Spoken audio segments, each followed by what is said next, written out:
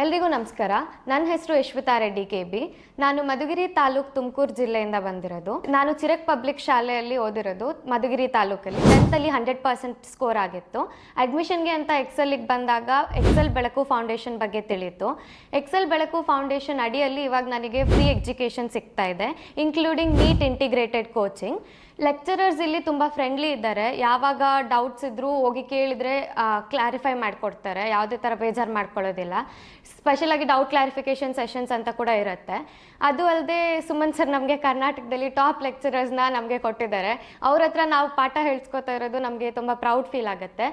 ಅಷ್ಟೇ ಅಲ್ಲದೆ Excel food ವಿಚಾರ ಅಂತ ಬಂದಾಗ ಪೇರೆಂಟ್ಸ್ ಹಾಸ್ಟೆಲಿಗೆ ಹಾಕುವಾಗ ಜಾಸ್ತಿ ಯೋಚನೆ ಮಾಡೋದೇ ಫುಡ್ ಬಗ್ಗೆ. ಸೊ ಎಕ್ಸೆಲಲ್ಲಿ ತುಂಬ ಒಳ್ಳೆ ಫುಡ್ ಕೊಡ್ತಾ ಇದ್ದಾರೆ, ನ್ಯೂಟ್ರಿಷಿಯಸ್ ಫುಡ್ ಕೊಡ್ತಾ ಇದ್ದಾರೆ. ಫುಡ್ ಪ್ರಾಬ್ಲಮ್ ಏನೂ ಇಲ್ಲ. ಹಾಸ್ಟೆಲ್ಸ್ ಕೂಡ ತುಂಬ ಕಂಫರ್ಟಬಲ್ ಆಗಿದೆ. ಓವರಾಲ್ ಆಗಿ ಎಕ್ಸೆಲ್ ನನಗೆ ನನ್ನ ಏಮ್ ರೀಚ್ ಆಗೋಕ್ಕೆ ತುಂಬ ಹೆಲ್ಪ್ ಮಾಡ್ತಾ ಇದೆ. I am really thankful to Excel.